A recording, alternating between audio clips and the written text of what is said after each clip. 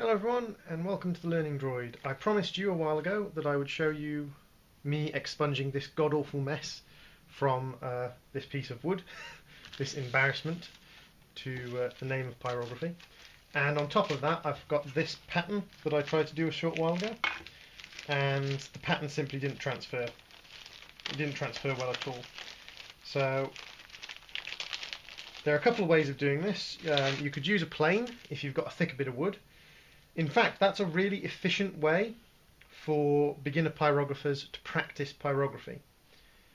If you've got a piece of thick wood, like a thick bit of beech, you can actually get the thick pieces quite cheap for the same size. So for instance, a piece that's 3 times as thick might cost you twice as much. So you've got 3 times the thickness for twice the cost. And that starts to sound a little bit weird, but when you're practicing and you're not keeping the stuff that you're doing, like when I first started, I used a piece of old beech from the workshop bench, from my father's production of the workshop bench when he made the top. He had some 3-inch thick pieces of beech, and basically what I do is I do a pyrography on one, and then I'd just take a plane to it and plane off the pyrography, and I'd lose maybe between a 32nd and a 16th of an inch of the pyrography, and then it would be a blank piece of wood again and I could practice again. For thin bits of wood like this, you don't want to plane it because you're going to lose a lot. You want to lose as little as possible, and for that purpose we have our sanding block and some 80 grit, and all we're going to do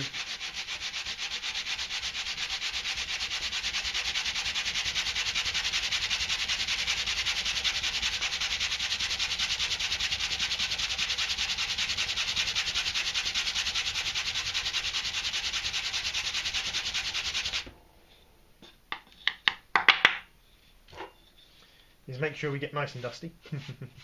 All we're going to do is just sand off the surface layer, and we're going to lose maybe a 64th of an inch. Ooh, careful I don't knock my camera over. Almost a 6/4 of an inch, maybe a 32nd of an inch.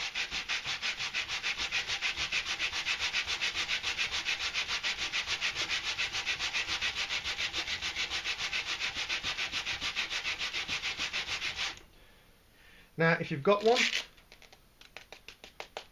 and that is the advantage of the net sandpaper, guys, all of that dust just came out in that one action. If you've got one, a belt sander would work really well for this, but the disadvantage with the belt sander is keeping the piece steady. It's keeping the piece of wood still,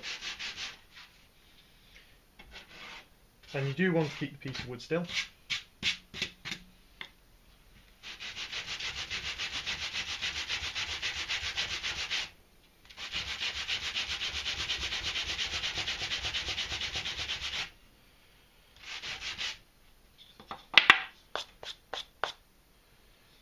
One half of it disappeared, and yes, this will result in my piece of pyrography wood not being perfectly flat, but the variation in how flat it is isn't going to be huge.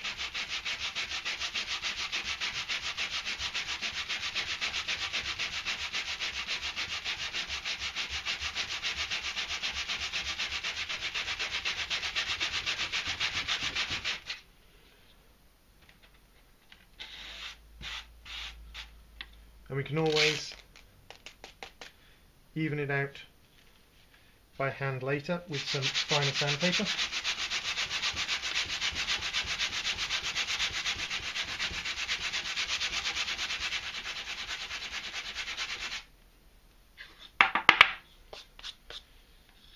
Almost all of it gone now. We just have to get rid of the bits over here.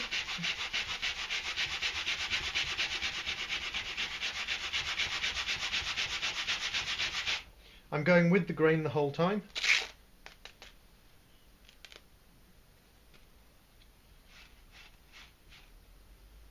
I should really be wearing a mask so that I don't breathe in the dust, but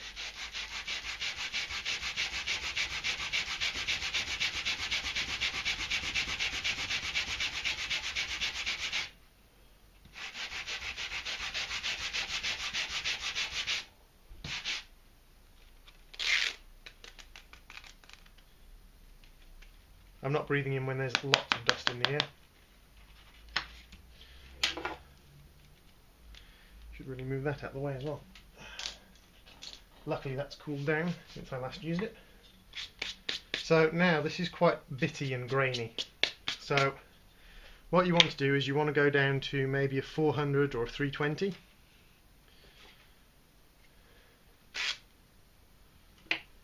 And you just want to do a quick over with the 400 or 320 just to make the piece a little bit smoother.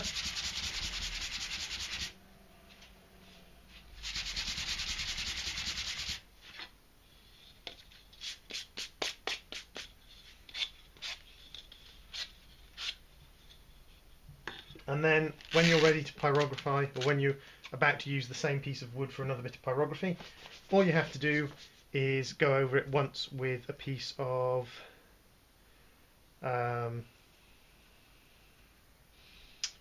600, 400, something like that, and then it'll be ready for you to use again.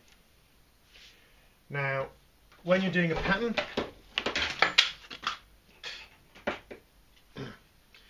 I love making a mess, me. When you're removing a pattern, it follows exactly the same thing. The only issue is the ink will run and stain, so you're going to actually have to remove a surprising amount just to get rid of the pattern.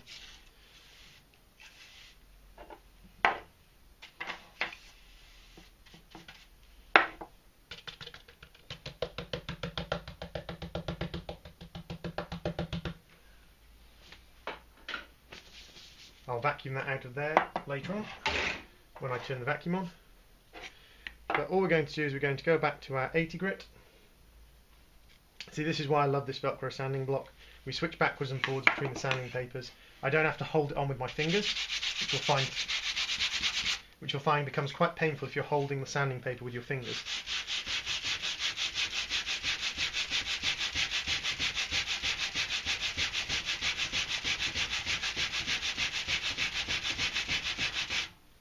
See how brown that dust is? You want to breathe that in even less.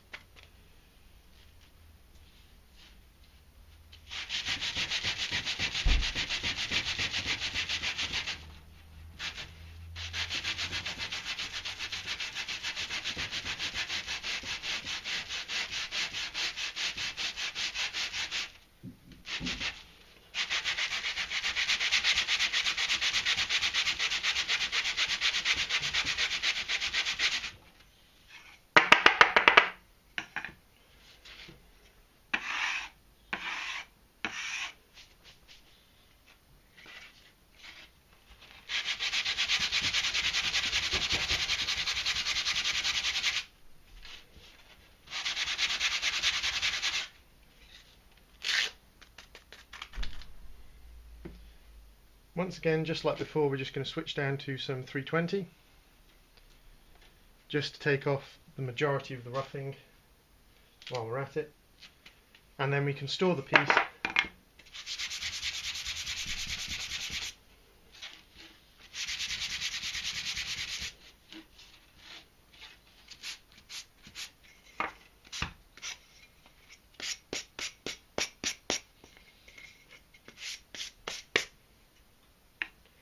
and when we want to use it, we just go over it once with some 400 or 600. Now, you might think, why don't I just go over it with 400 and 600 now? Simple reason is, if I'm storing it and it gets a little nick or it gets a little dent, I mean, 600 and 400 aren't going to remove a lot, but if it will remove a little bit. And when you're storing it, if there's a little nick or a little dent, or if you just get a little bit of pencil mine on it, the 400 or the 600 will just remove the pencil line or any little nicks or anything that occur to the piece of wood, which just lets you store it with a little bit more confidence, because you know that you haven't spent the extra time sanding it with 600. You don't have to worry about it getting a little bit mussed in storage. So guys, that is the simple and easy way to remove patterns and mistakes in pyrography, completely ruined pieces, and how to bring them back to normal. As I said, with thick bits you can use a planer, makes it a bit quicker, but with thin bits, some 80 grit sandpaper, and a couple of minutes of sanding, and I have two bits of wood that are not much thicker, or sorry, not much thinner than they were before, and have no marks on them from their previous experience as pyrography pieces. So thanks a lot, guys. Little added thing on the end. In previous videos you saw me getting my wire pits for my wire tip pyrography machine out of a plastic bag, but they were all jumbled in together. So what I've done is I've taken them out and made little paper storage bags with them, with writing on to tell me what's in each piece, which makes it far easier. And I'll be doing a video making some more pyrography tips later on as well. Thanks a lot, guys. See you later.